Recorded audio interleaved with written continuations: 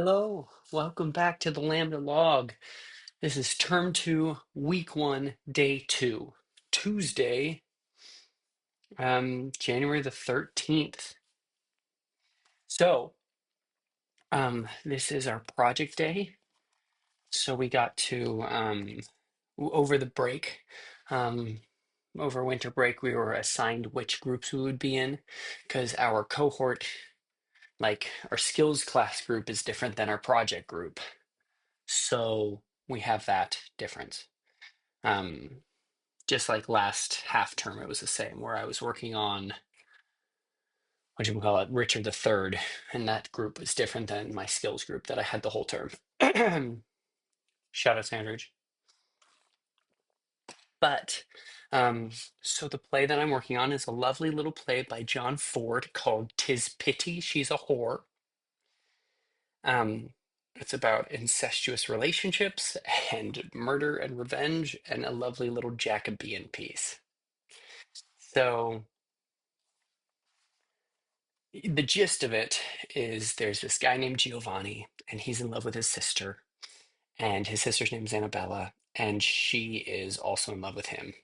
But they have a bunch of suitors that are trying to marry Annabella, and Giovanni is talking with the friar and well, just the friar, and he's like, "What's wrong with this? I'm in love with my sister, but isn't that natural? And why is that wrong?" And everyone's like, "Dude, not cool." And by everyone, just the friar, because the friar's the only one who knows. And so he ignores the friar and confesses his love to Annabella. And she's like, "I'm in love with you too." And he's like, "Perfect." And they sleep together. And all this time, everyone's trying to win Annabella's love. And there's this guy named Soranzo.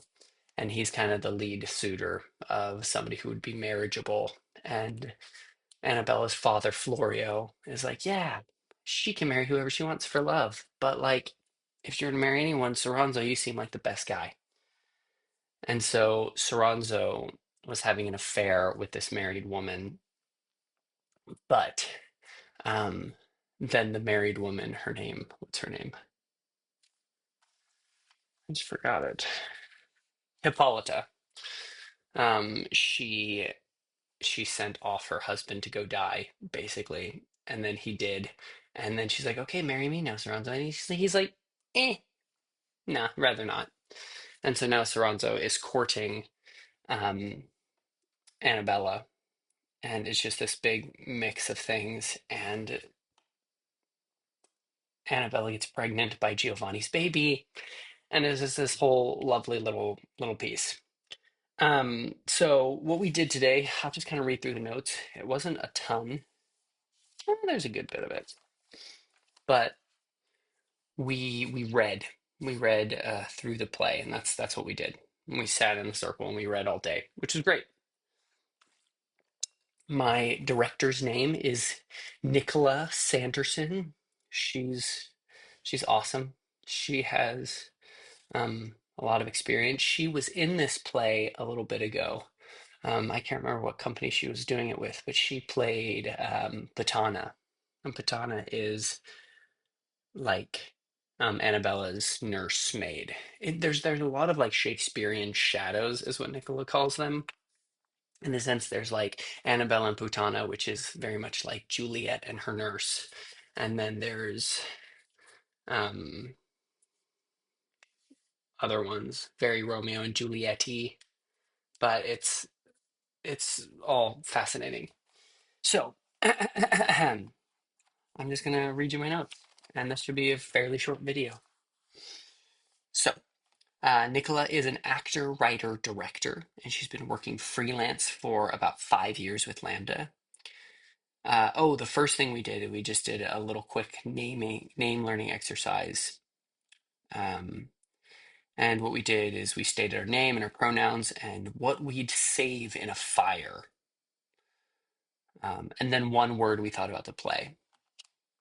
And at home somewhere, my stuff's all mixed up everywhere, but I have a box of all the things like Emma has given me, like all these letters and memorabilia. So I'd probably save that. I just remembered I also have another box, which is full of like all my playbills and things. I'd also want to save that, but probably Emma's stuff first.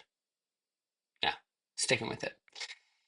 And then my one word was misinterpreted because I feel like everyone has these ideas and these goals, but they don't do it right. Intentions are misinterpreted and actions are misinterpreted. It was a word. Um, like I said, Nicola did the play a while ago, and she traveled the world with it and played Putana. Um, then we did a group read, and we really took our time and made sure we came to a consensus about the understanding and meaning of everything. She said she also had done the math and that we need to rehearse 10 pages a day to run everything twice, um, and to have it up on its feet, right? Which is so nice to know someone like went through and did the technical work because that's not always the experience. Um, yeah. And then I think we'll be performing in Weston Hall, which is what they call Hogwarts, which is an interesting space. So it'll be fun to play around with that. We'll also be rehearsing in different spaces, so we can't be too like tied down to a specific arrangement of a room. Um, learn your lines as soon as possible. Casting will happen on Thursday, and the first pass can use you can use the script, but after you go through it like the first time, get off script as fast as possible. Um, if you're not called, do the work and use your time well. Tamsin is our voice support, and she will be available on Thursdays.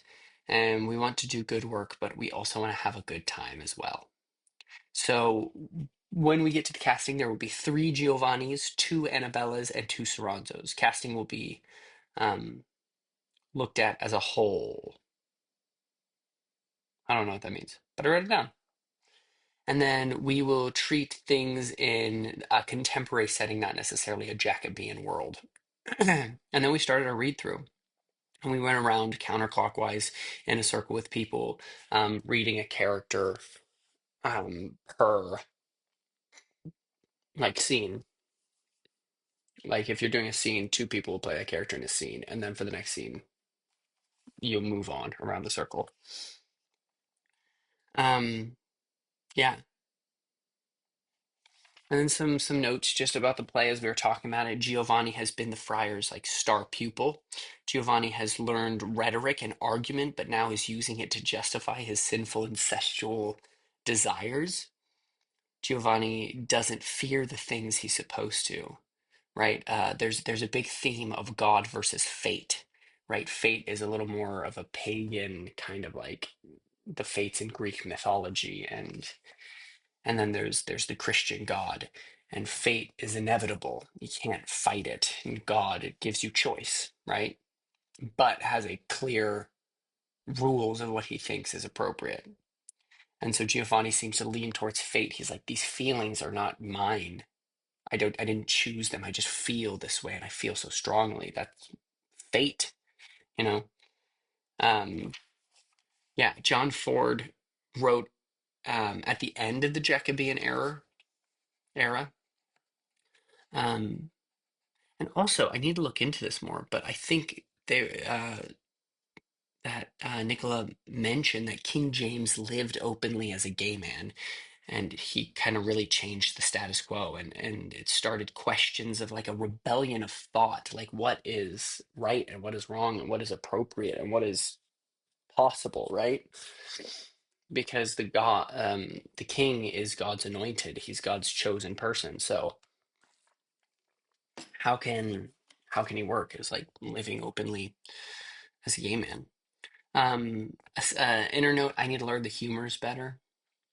And that was just really ingrained in a bunch of this writing. And so I want to know there's like yellow bile, black bile, blood,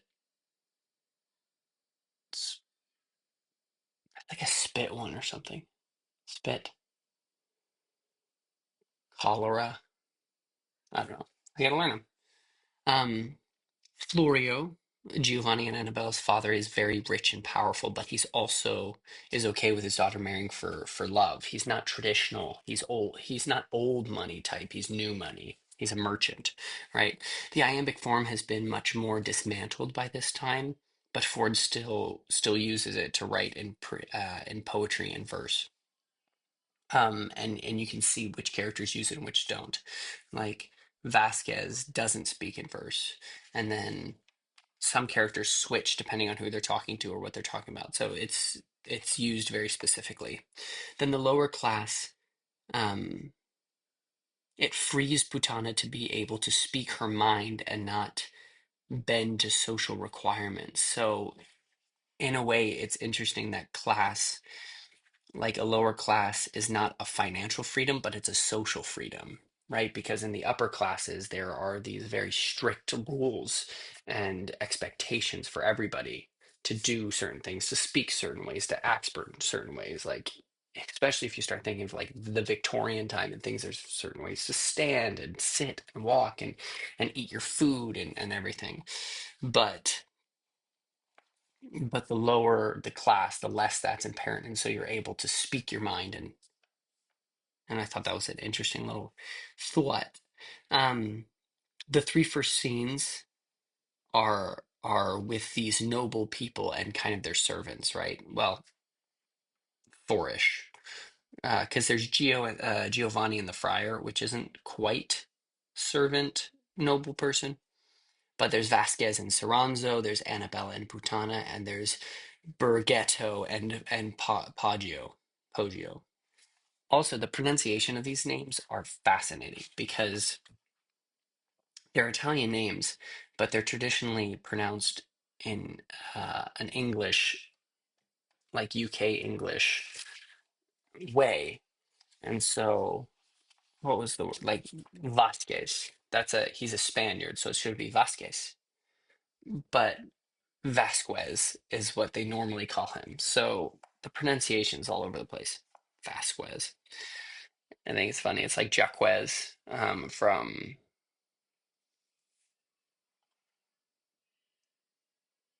that one Shakespearean play. Oh, oh, what is it? It's the one where he says, "All the world's a stage, and we are merely players." Jacques says that, but it's really Jacques. It's a French name. All's well that ends well, I believe is what it is. Got it, I think. We had a little break, a little 15 minute, and then we're back at it. There's a great line where Annabella talking about Bergito or Bergetto, and she says, "This idiot haunts me too," just because he's just a sweet boy. I love Bergetto. I hope I get to play him. He's kind of this clown, and he's just a sweet guy, and he talks about wanting to see the world and like see these things. He's like, "Yeah, I heard about this mill that runs without like." Water, it just used sandbags or something. And they're like, oh, cool. He's like, yeah, let's go see it. And it's like at a fair. And he's like, let's go to the fair. And they're like, you're supposed to be wooing Annabelle. He's like, oh, well, I wrote this letter. And he just, walks to a different beat, walks to the beat of his own drum, you might say. And so time collapse. Oh, with that line, this idiot haunts me too. It's this great moment where it feels like a time collapse, where that's like a modern line. It's like, yeah, this idiot, it's haunting me too, and it just like rips it forces it like into the contemporary, and it feels like someone could have written that today. Um, Annabella's love for Giovanni is genuine and can be separated from the incest, right? And that's kind of this whole idea. It's like, what is right, what is wrong? Because the best relationship in this is Giovanni and Annabella's. It's a pure love, and it's understandable, and it's very Romeo and Juliet like, um, this forbidden and doomed love. But it's incestuous, and so it is not good. It's gross, and it's sinful, and it's wrong, and it's you know. Ba, ba, ba, ba. But Giovanni is very different from the other suitors. He's an intellectual, and he's not quick to a fight. He is. I was going to say ponderous. Ponderous. That sounds like a word. I was thinking ponderoso or something. Ponderoso. I don't even know if that's a word. Anyway, um, yeah, the mark of a good dramatist uh forces us to ask, like, is this okay? And it leads us to questions. So John Ford gives us these questions. He sets this up as a certain way and then asks what's wrong with it. And then Annabella is as active and full of agency as Giovanni. She's a great character. And she isn't caught up by Giovanni.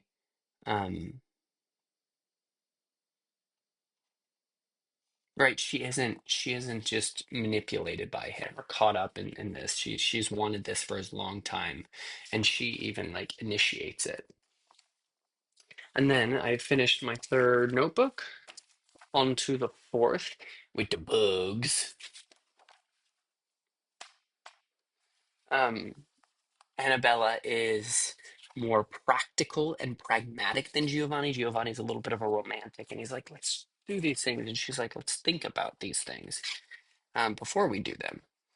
She's brave and a great, complex, um, admirable character. Giovanni is all about kind of fate, and there's things you just can't control. And Annabella is all about choice. She chooses to do things. And we cannot judge these characters. We need to be able to turn on a dime. There's so many times where characters do or feel these certain things. Like, that probably doesn't make sense, but we're just going to move on. And then Annabella is quite isolated as a character. Even though so much is about her with the suitors and Giovanni and everything, she's very kind of isolated. Then we had lunch, and then we came back and we finished reading. Vasquez is all about ambition for his future. He's very contrasting. He's a foil of Soranzo. Um, because Soranzo sends him to fight for him and to do all the work, and Vasquez is the one doing it, and he's very proactive, and he fixes the Hippolyta situation and everything. He's a great active character. Um, there's a theme of wielding logic and rhetoric against people, especially the women, because rhetoric was thought of as a manly aspiration and a masculine thing, arguing and rhetoric and thought in that way. So, um, so yeah, it's used against women. And then there's a character, Philotis, and she goes to a nunnery, the only woman to like survive the play, and she and we can think of a nunnery not as a punishment or as a submission, but as an empowered choice. It's away from violence and the dangers of childbirth, and it's towards power and goodness. And yeah, it can be an empowered choice. And then we should think about the other characters existing at the same time and how things are all connected, right? Right, because Poggio sends Annabella Borghetto's letter, like, as all of these things are happening. Sorry, my contact got wiggy. My eyes looking better though, huh? Huh? That warm compress. Um, then Borghetto falls in love with Philotis, like genuinely, and that's also sweet. And then an interesting idea to play is Annabella tells Giovanni that she's pregnant, and he doesn't see anything wrong with it. He's genuinely happy, and it's a proof and extension of their love, right? If he treats all of this as true love and remove any negative connotation with the incest, like how would he feel? And that emphasizes the one problem in the relationship, and it is a big one. They're brother and sister. But it's important to be clear, and like we talked about clarifying Richard Eto's motives. Richard Eto is Hippolyta's husband who she sent off to die. Turns out he didn't die, and he's in disguise pretending to be a doctor. And he wants to take revenge out on Soranzo for sleeping with his wife and then sending him to die. Um,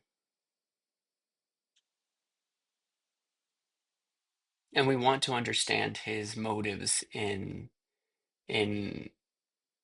having Soranzo marry Annabella because he pushes for that. And it seems that the main thing is he wants to know where Soranzo's going to be. He needs to have him at a certain place so he can kill him.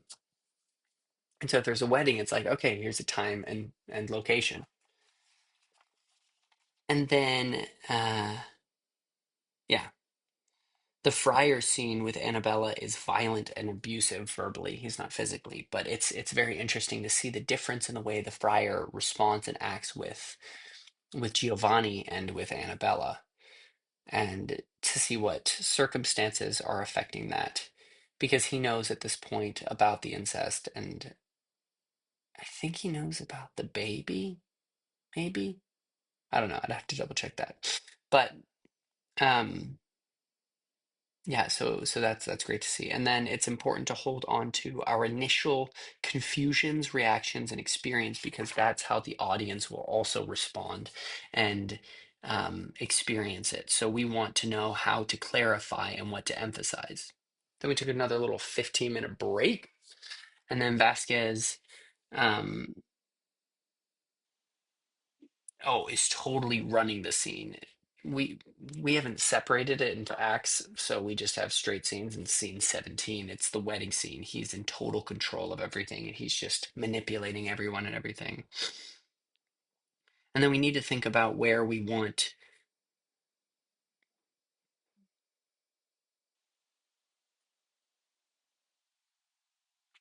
where we want the focus in the scene to be and how to guide the audience, right? It's so important. It's how, especially as kind of like ensemble people, we we help the focus and we know what's going on and where, because there's side things that are happening at the same time. Like during the whole wedding, Annabella doesn't say a word.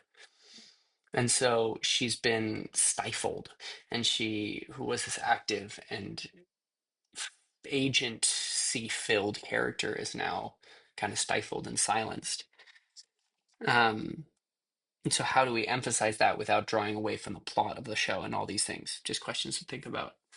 And then the actors playing Soranzo and Annabella need to establish their moment before this explosive scene. And then Vasquez has taken enough therapy to know what women want. This was one of the students mentioned this, saying that it seems like Vasquez has taken enough therapy to know what women want to hear. So he's very good at manipulating people and saying what they want to hear.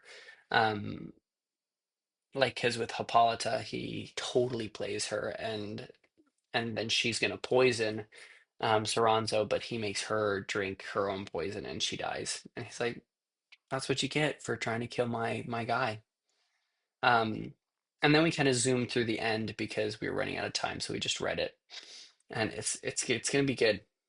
I'm excited. And that was Tuesday.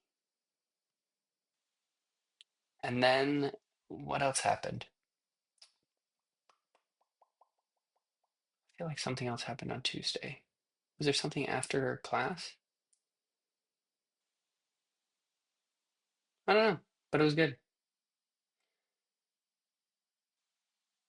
Yeah, I was so tired. Oh yeah, I went to sleep wicked early. That's what happened on Tuesday. Um, and it was delightful. I went to bed at like 8:30. It was glorious. And yeah, so that's the project. It's a lovely little play. Can't wait. Maybe I'll play the incestuous brother. We'll see.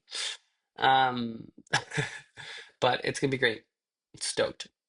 And Nicola seems like she's really on top of it.